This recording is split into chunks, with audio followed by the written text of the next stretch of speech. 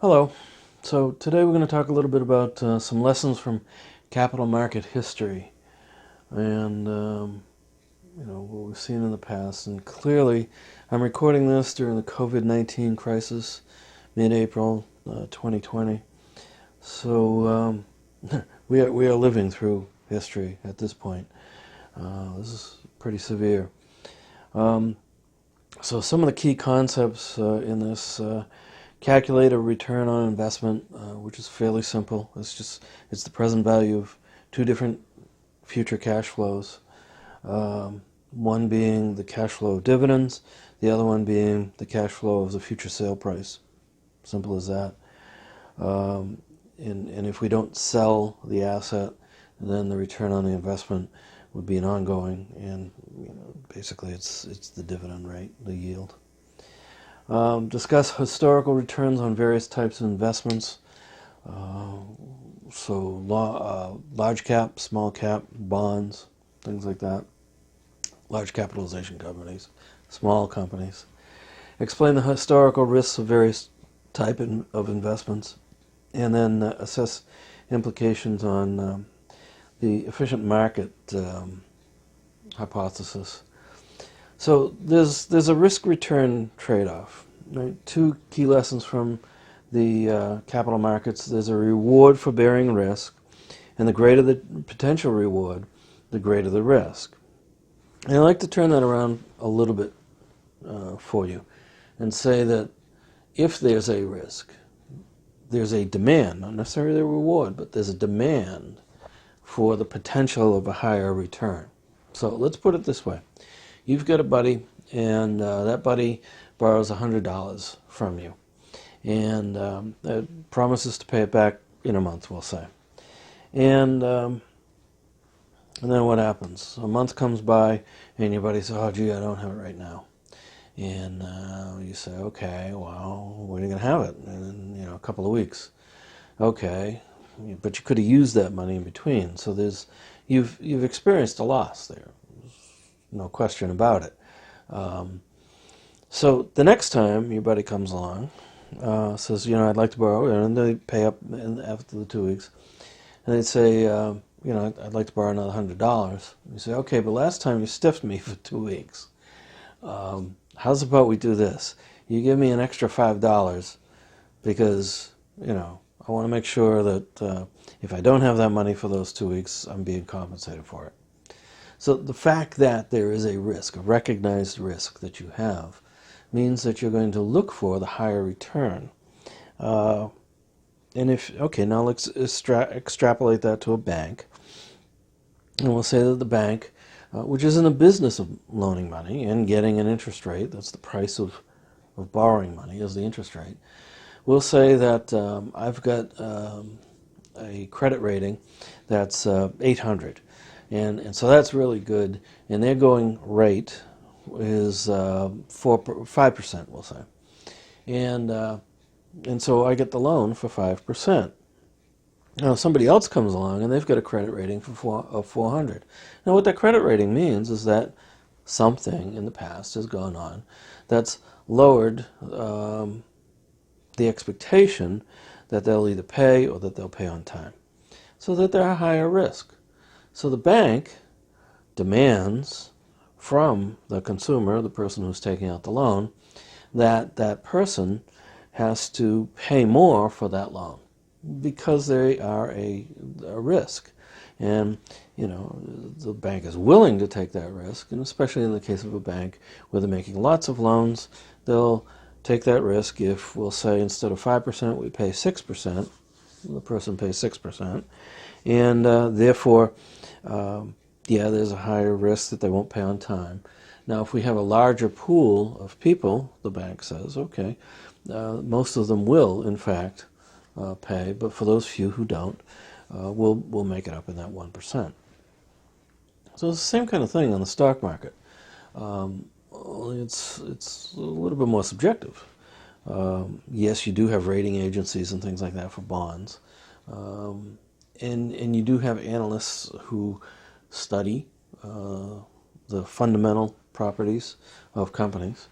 And so if a company is in distress, their stock, if you invest in it, then, you know, their stock price goes down. If there's a dividend, the stock price goes down. We'll say the dividend stays the same if there is a dividend, and therefore you get a bigger return for it. Or you're willing to invest in that stock at the low price because you see that it has higher potential to go up.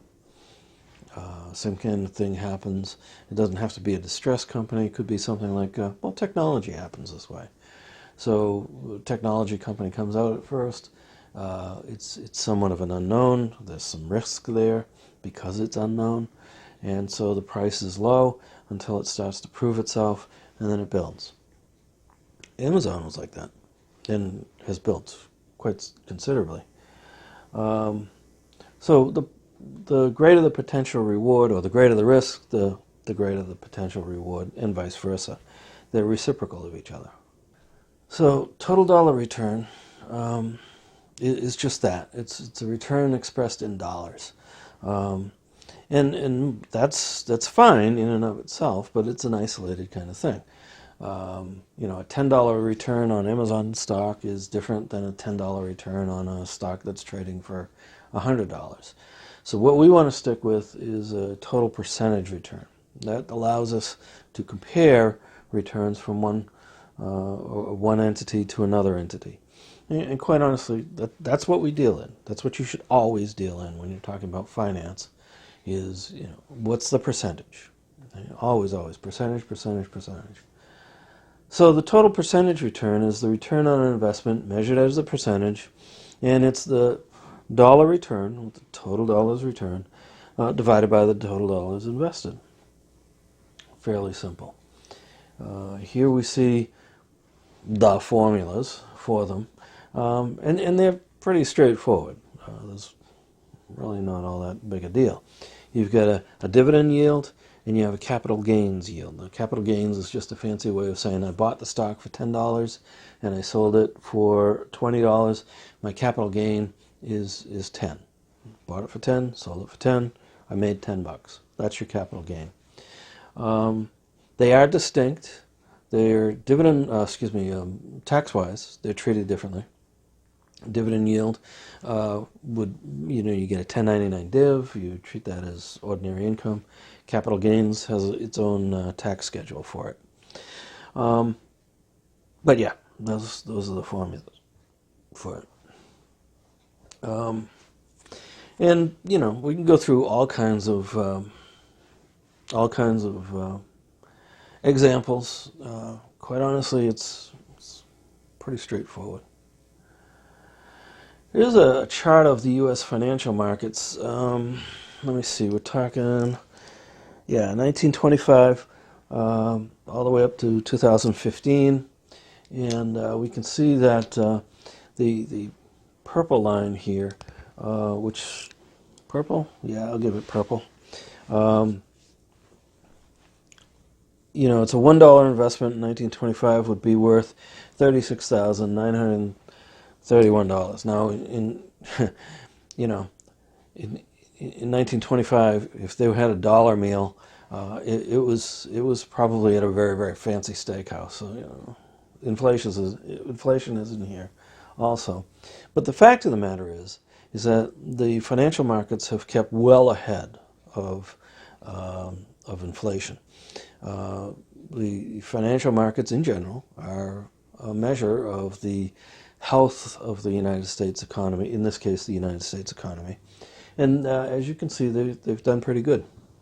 So we've got small caps, and then we have large cap. Small cap is a smaller company. The market values it as less. And a large cap is a larger company. Larger companies, they're larger because they've been around, they're established. There's less risk, right? Smaller, well, they might have been around, but they're smaller for a reason, and a little more risk associated to that. Now, beyond that, let me see. We've got long-term government bonds. We've got treasury bills, which is shorter. And then we have the inflation rate. It looks like the inflation rate, 13.78 in this case. Average, no, 13.78, yeah. that's inflation would have taken your dollar to $13.78.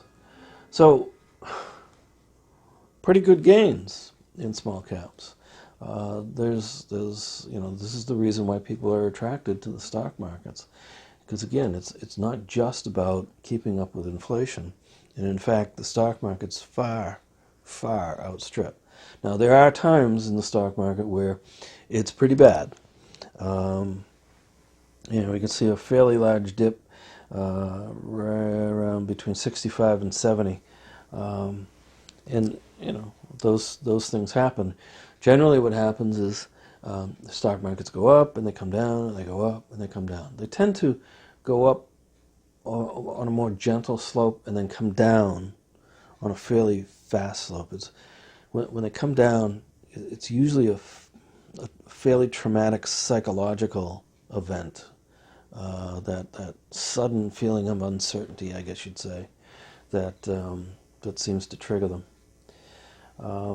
So this is just year-to-year total returns. We can see that in large company stocks, we've by far had more years where there's been ups than downs. But there have been some down years. One of the things that I tell students in the investing class, always tell students in the investing class, is that you have to be careful. You should not be invested in stocks if you're going to have to need that money within 5 years. So you should have a 5-year investment horizon. If you're going to need that money within 5 years to retire, or you've got another goal or whatever, then you should not be in stocks, because there is volatility, there is risk. And again, the risk is why we would expect such large returns. You can see the same kind of thing with small company stocks, only the differences are, I guess you'd say less exaggerated. Here, to here. Well, not less exaggerated. When it peaks big. And when it hits that trough, it hits the trough big for the small caps. Now, year-to-year total returns, long-term U.S. government bond versus, not versus, but U.S. Treasuries. With Treasury bills, we generally consider those to be, bill is a short term, so there's no risk. And if the government goes away, we're all kind of messed. But with the bonds, basically what we're talking about with bonds over here on the right-hand side is that there is some volatility in there, and those are traded generally on the open market, and we've discussed bond trading. So year-to-year changes in the consumer price index. Most of the time we have inflationary periods.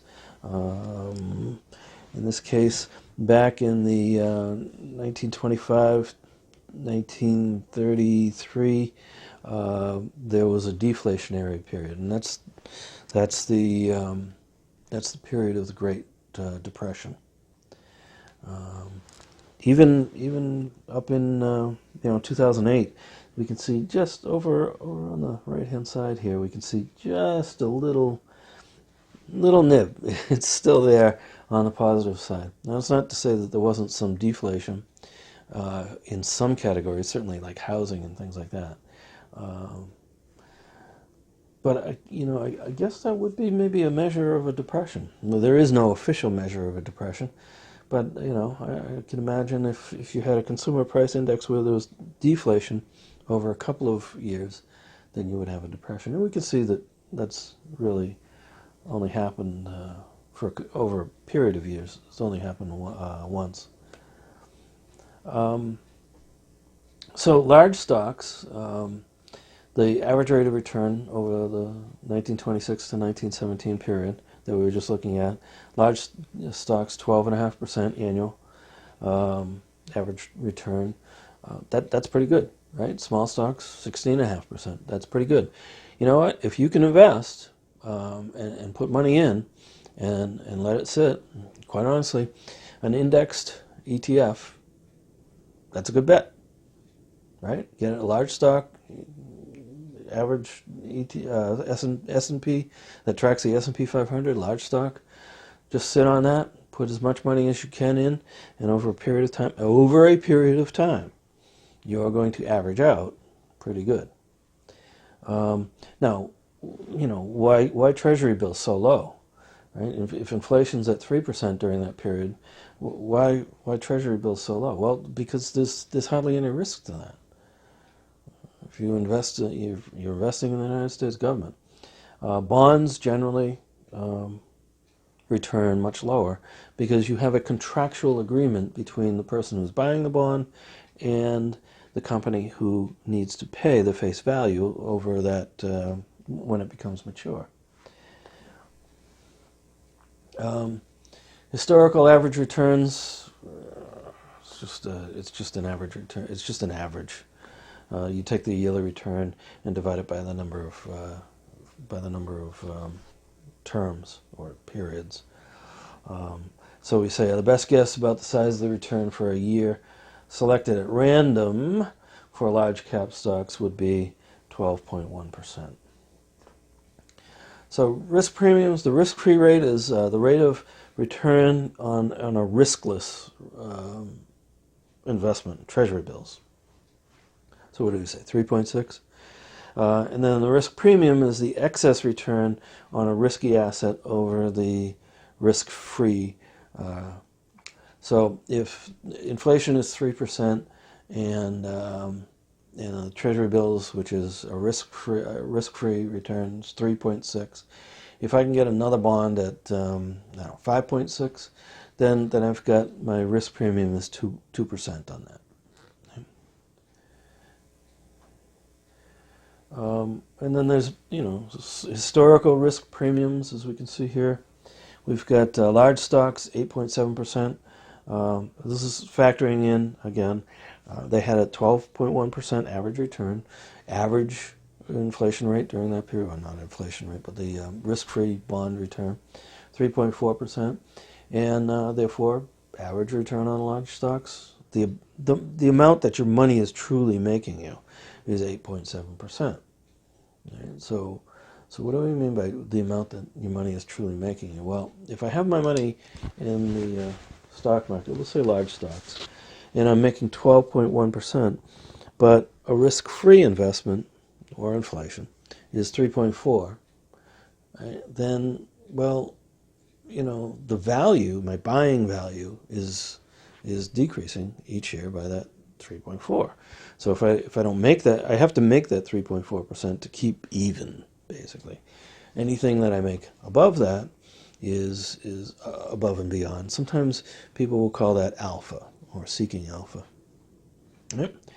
And it's obviously for Treasury bills it's 0 because Treasury bills return 3.4. And in this case, this author is using the risk-free return. Some economists would actually peg this to the actual inflation rate.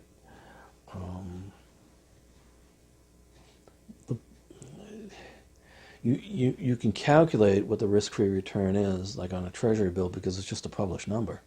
It's a little bit more difficult to actually nail what the inflation rate is. We can also do this. We can take the risk is measured by the dispersion or spread. Right? And if this looks a little bit like a normal distribution, well, that's what it should look like. We can see over on the left-hand side that we've got 1931 is way out there, right? 1931 in the 40%, high 40% of losses. 2008 occurred. We will probably see if we took a short period,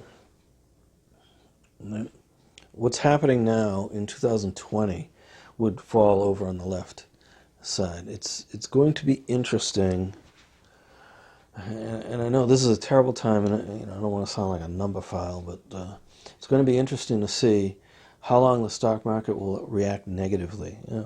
To some extent, it's come back quite a bit off of its lows. So we're going to have to see. But clearly you can see that if you stack up the 12.5% years, that you get most of them. That's the mean. That's the average, and so we can see that happens. And as I look at this, I look at it and say, the normal distribution isn't all that wide, but it's tall, which means that it's a fairly tight expectation. Right? That I on any given year, the outliers, the really low years, which there seem to be more of, again, when it goes down, it tends to go down dramatically. So the ones on the left, it's skewed a little bit to the left, are a vast minority compared to the losses, compared to the years that are gained. So basically, when I'm talking about how tall it is, as opposed to how wide it is, what we're talking about there is standard deviation. Right? Now, this isn't necessarily a statistics class, but standard deviation, you got to learn standard deviation and the usage of it. Basically, you take the average, and then you take the return for each of the years. You take the difference between the two, and to get rid of the negative factor of it, you square that. You add all those up, take the average of that, and then the square root of that, and that gives you the standard deviation. Hey, pretty easy, right? Yeah, it's actually not all that hard, but now the standard deviation, what that's good for, is it tells us where the spreads are. So, for instance, we've got another chart here that shows, let me see, small company stocks, and we can see that there's a wide dispersion. Right? The standard deviation is 31.7, whereas the arithmetic mean, just the average, is at 16 point. So the actual standard deviation is it's more dispersed than it is tall, which is pretty amazing. Now, standard deviation is 31.7 and 31.7, each side of the mean. Large company stocks with a 12.1% average return only have a 19, right? Again, less, the second one down, less deviation to it. And then if I look at long-term corporate bonds, well, even less deviation, and so forth and so on, until I get down to U.S. Treasury bills, and it's very, very slight. And then the final one with inflation, which the standard deviation with the inflation rate, it's a very tight, very tight. So a normal distribution is what we were just looking at, the bell curve, right? And they call it a normal distribution because it happens over and over and over again, in just a natural occurrence. The advantage of recognizing that we have a normal distribution, as we do in the stock market, is that when we apply statistical analysis to it, we can come up with a standard deviation. And here, this is what that all means. So with this, the probability is, in looking at large cap stocks here now, the probability is that we'll have a 12.1% return. Now, we know on any given year that we could have, what was the worst? Negative 47.3. And what was the best? Plus 71.75. You got a point. All right, we got a 71.75. I'm retired. But, that's the point. It doesn't happen very often. And we can actually measure what all is going to happen within certain standard deviations, the formula that I just mentioned. So we can see that if I have one standard deviation on each side of the mean or the average, that that one standard deviation is going to yield 68% of all of the occurrences. Now that's just a statistical fact, I guess you could say, is that's what the standard deviation measures. If we do two standard deviations, in the case of this in the pink, then we get 95% of all occurrences. If we do three standard deviations, then we're talking about 99% of all of the occurrences. So it doesn't mean, for instance, that we couldn't have a year that would go less than 47%. It just means that 99% of the time that's not going to happen. And that's what you use standard deviations for. Again, it's the higher the peak as opposed to the dispersion. The higher the peak as opposed to the dispersion on the wings means that there's a tighter grouping of your statistical sample, and the standard deviation is smaller. So, okay, with all that said, losses do happen. And we do have some record one-day losses. I haven't, because it's just too soon, I haven't actually sat down and factored in some of the recent losses in recent weeks. We're talking 2 weeks ago, was it? But for instance, October 19th of 1987, there was a 22% loss. I remember that very distinctly. I remember coming to work the next day, the next work day, and people were in total shock. It was pretty amazing. Again, in October of 1929, 12, almost 13% loss. October 29th of 1929, the day after, you've got another. So that's actually, if you combine those two, that's really the single biggest two-day. November 6th of 29.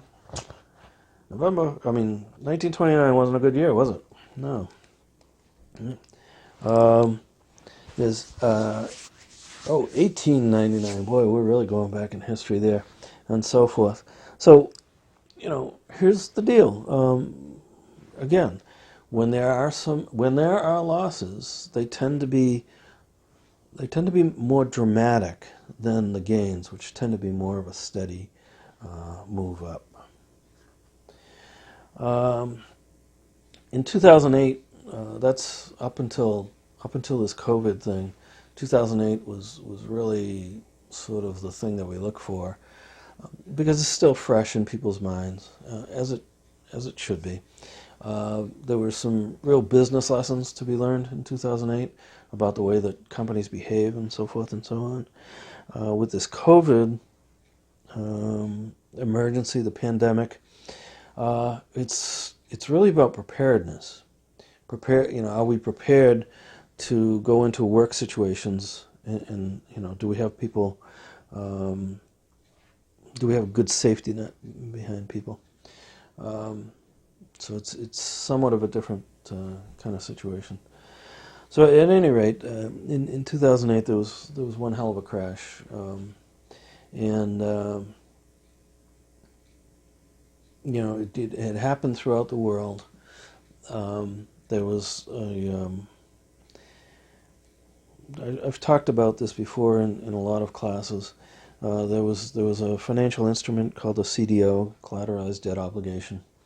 A lot of businesses and institutions and retirement funds and things like that invested in these. The underlying securities for the CDOs were largely mortgages, and they were largely mortgages that relied on predatory marketing, where mortgage companies, not banks, but mortgage companies primarily, would sell a mortgage to somebody who probably couldn't afford a mortgage, and they would mislead them to think that they could. 2-3 years later, when it was an adjustable mortgage, so 3 years later when it came due, a lot of people were finding that they just couldn't pay off the mortgage. And the mortgage companies figured, well, real estate always goes up, so what'll happen? Well, we'll just repossess the house, or the banks that we sell this to will repossess the house. And when I say the banks that we sell it to, the mortgage companies never actually held the mortgage; they sold it as a security to other financial institutions. And the other financial institutions were quite honestly just as bad, because they bought it assuming that, well, okay, we really can't lose. Real estate always goes up. But here's the deal. So many people couldn't pay for it. Real estate started going down. The whole thing snowballed. And this had a direct impact on banks. And you know, banks are an essential part of our economy, the way that our economy is built. And it had an enormous impact. Up until then, up until then, I thought I had seen, as much money as I would ever see pumped into the economy by the U.S. government. It was something like 1.4, 1.5 trillion dollars. And like I say, that was up until then. And then along came this pandemic, and we're looking at 2.2 trillion, and maybe we're not done yet. So we could look at in 2008 the monthly returns for the S&P, and we can see on this chart here that they were down more than they were up. One of the things that happens, and I guess this is a good lead into it, one of the things that happens is that we can get what's called a geometric return, and as opposed to the arithmetic return. Now, the arithmetic return is just the average. That's all we're talking about. But there's a problem with the average. And the problem with the average is that it doesn't, it treats each return, if that's what we're looking at, it treats each one as an independent event. And they're not, right? When you invest, and things compound on your investment. And so we need a different way to measure that kind of thing. And so what I have up here is an example of a geometric return. I've taken some numbers, actually 1926 through 1930. These are the numbers that the author had on a particular table that he had in the book. At any rate, we see that in 1926 we had 11.14% return, 27, 37% return, 28, 43% return. By the way, those are extraordinary. Extraordinary, stupid, scary, extraordinary. Right? If in your life you see returns where you're getting 3 years in a row like that, you should absolutely question things. And I was like, this is crazy. And maybe, hindsight's 20/20, I understand. But this is a situation where you would back your money out. Because look what happens in the next 2 years. We have an 89% return, 0.89% negative, and then 26% negative. Actually, my numbers differ because it's not 0.89 in the table. I think it might be 8.9. But at any rate, you can see here that I've done an average return.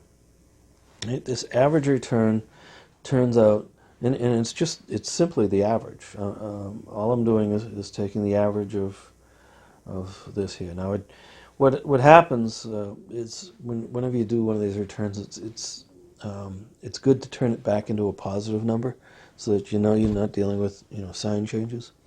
So over in this column, it just adds 1 to it, and that turns it into a positive. So here, with the average return, we have a 12.89% average return for that period. But if we look at the geometric return, which takes into account the compounding, we have only a 9.8%. Now, quite honestly, 9.8% isn't the end of the world over 5 years, but that's if in the beginning of 1926 you had invested, we'll say, $9,000. Well, you'd have 9.8% more, or $980. Yeah, $980 more at the end of this great crash. But what happened was that people invested in as things happened. It's a real phenomenon in the stock market that as prices go up, more and more people rush in. The adage is buy low, sell high. But it's a psychological effect also. And people have that tendency, oh, wow, it's way up, I'll buy in, this is great, the stock's going to the sky. Not really. So just to demonstrate really the effect of geometric mean, now we can see that there's clearly a difference, right? To demonstrate it, and if in period 1 I had invested $100, all right, and then at the end of at the end of period 1, right, I've got, period 0, I invest $100. At the end of that period, I have $25. So I have a 75% loss, so negative 75. And then in the next year, I have a 25%, or I have my 25, but I gain 25 bucks. So that's a 100% return. Well, the fact of the matter is, if I do an average of that, I come up with a 13% return. But that's not what happened. I started with $100, and I ended up with 50. Now, the geometric mean is going to show that I had a loss of 50%. The average return, and again, this is for a very, very short period, but the average return is going to show that I have what? 13% return. The average between the 100 and the 75%. So that doesn't work for me. It doesn't work for me at all. So geometric mean, basically what we're talking about is geometric mean takes into account the effect of compounding. It says that in this case, 1926, 27, 28, 29, they're all, 27 is dependent on 26. 28 is dependent on 27 and 26. 29 is dependent on those previous years, and so forth. And that's a more proper way. Now, I'll admit to you,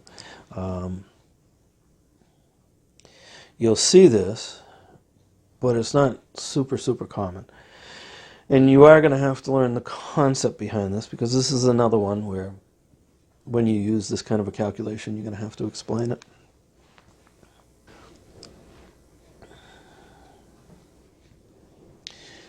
So this geometric versus the arithmetic, it can show us some fairly substantial differences. If we adjust that 12.1% and make it a geometric mean, 12.1% for the large caps, then really what we're talking about is large company stocks having an average return of 10.2. Small company stocks having an average return of 12.1. Still outstanding numbers. But you would use this over a long period of time to gauge what exactly is happening.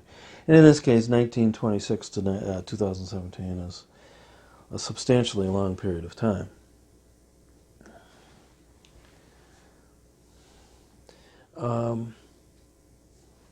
So if we were talking about averages, for 15 to 20 years, we'd probably use arithmetic. And one of the reasons I guess I have not really seen the use of this an awful lot is in the financial services industry, particularly in the mutual fund industry, we tend to do a 10-year rolling average kind of deal. It's actually a pretty standard kind of thing that you put in a prospectus. If you invested $10,000 10 years ago, this is how much money you would have.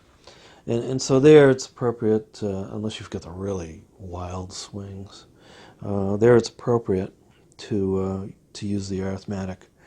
If you're going to use 20 to 40s, you might split the difference between them.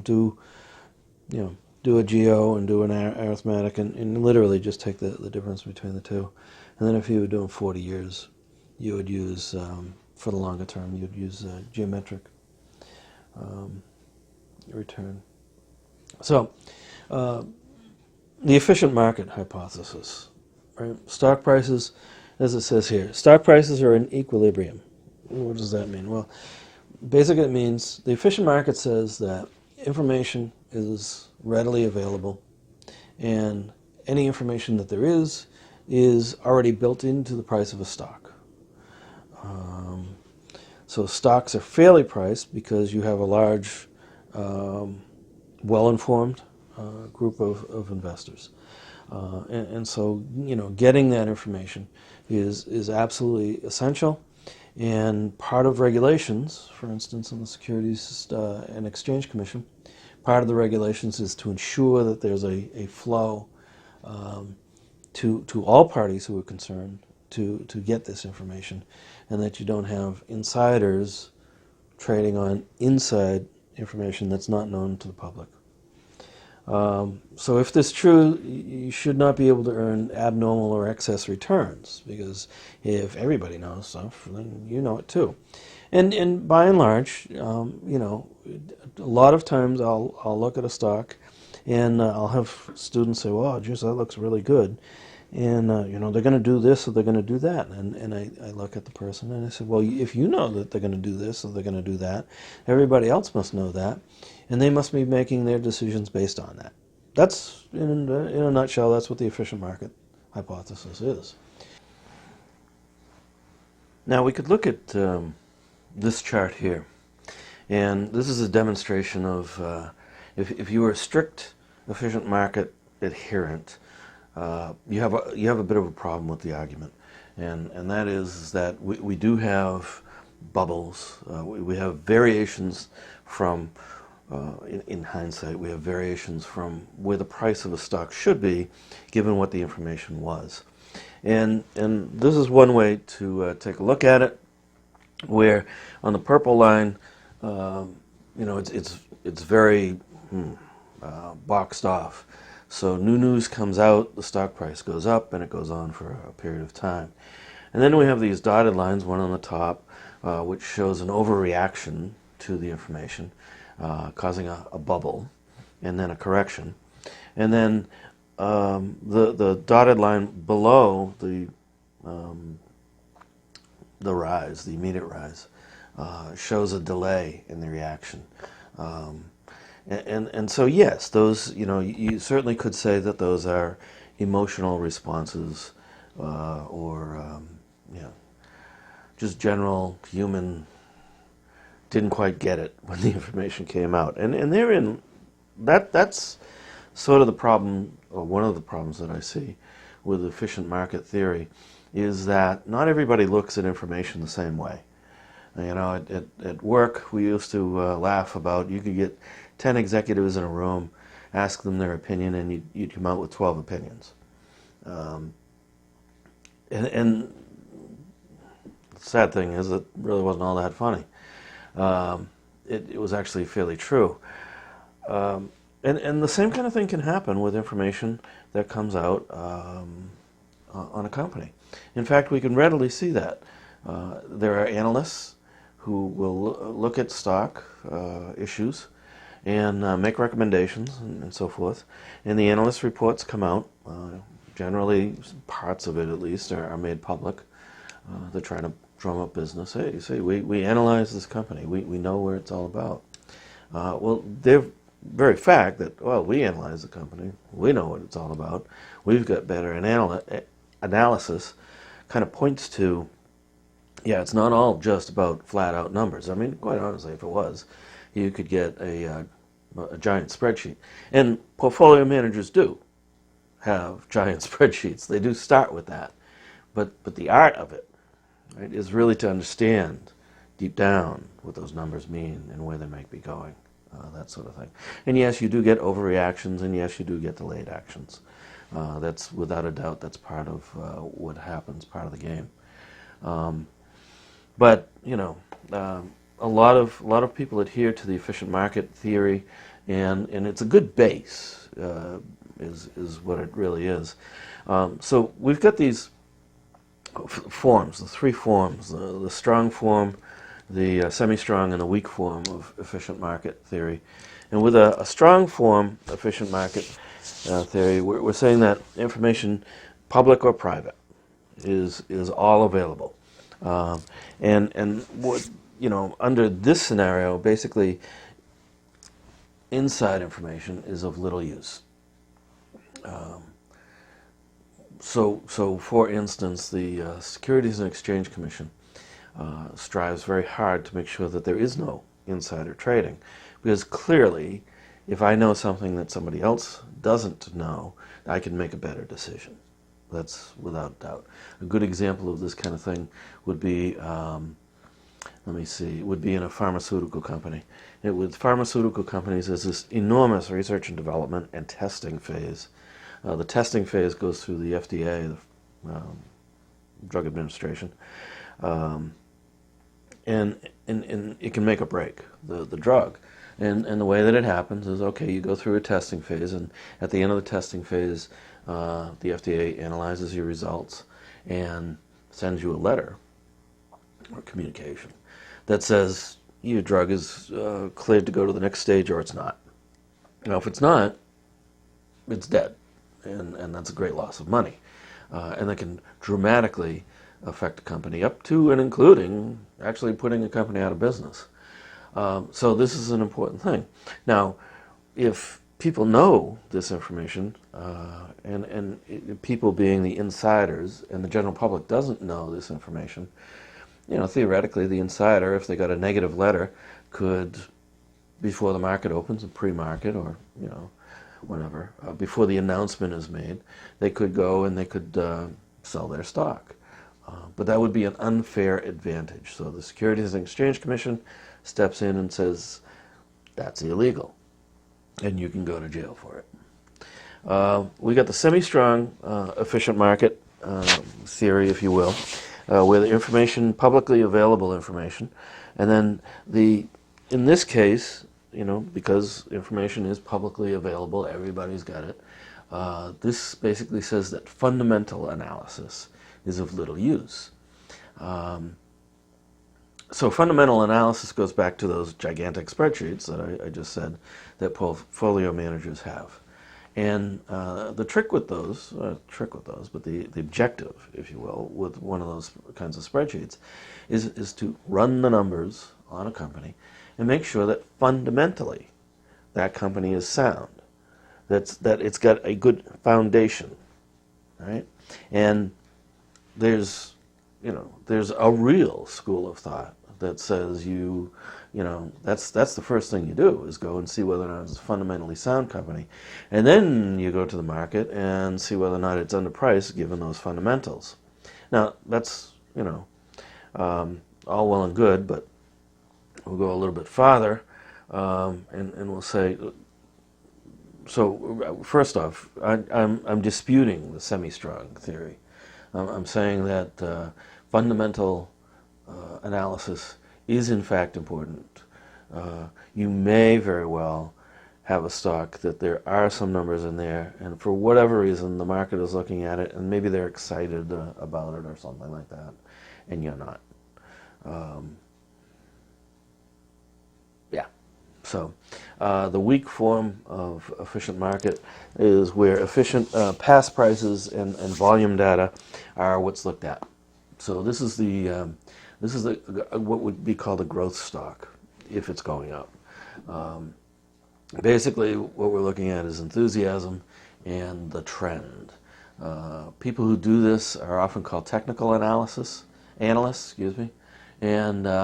they do is they look at charts, which is kind of funny because I think using the spreadsheet is a little bit more technical.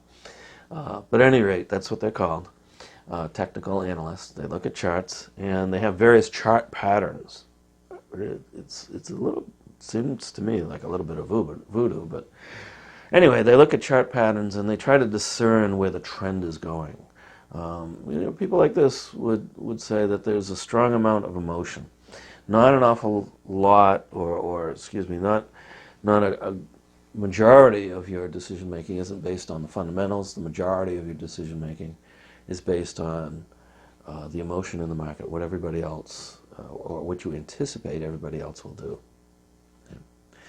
So these are three forms of market efficiency.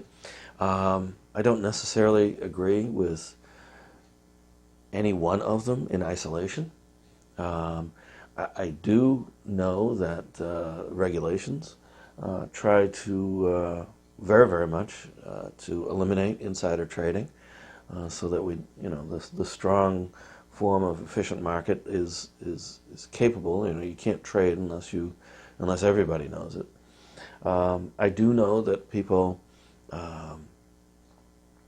really of all investors, all investor types, should be looking at the fundamentals of a company. All of those ratios, management efficiency ratios, leverage ratios, cash flow kind of stuff, all of that should be looked at. it tells a story. It absolutely tells a story. But I also feel that in telling that story, different people can interpret it differently.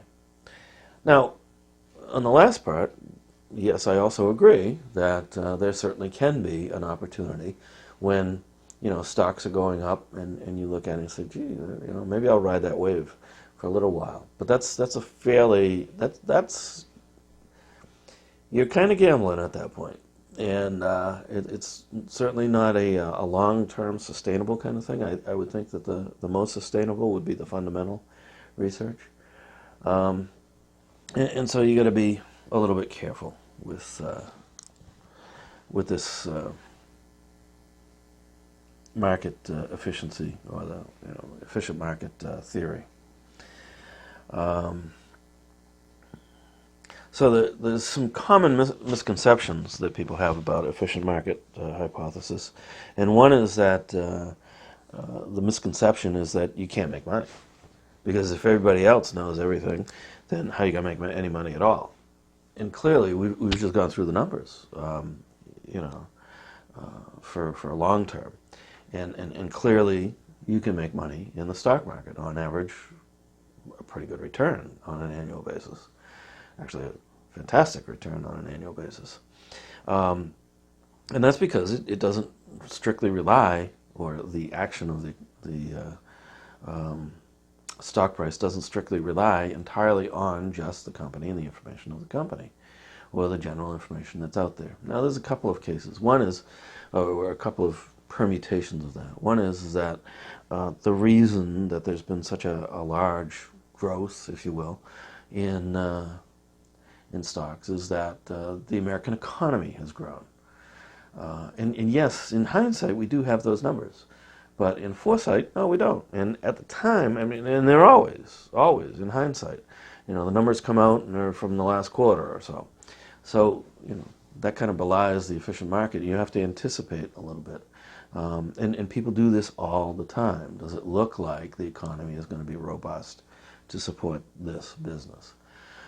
The other kinds of things that you might look at, Warren Buffett is famous for saying this. Warren Buffett's the guy that runs Berkshire Hathaway, sort of the guru of all investors.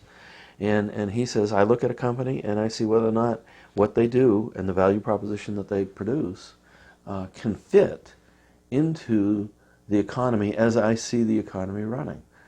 And so, for instance, during the crash of 2008, Warren Buffett took a look at Citibank, and I remember it was in March of 2008, March of 2009.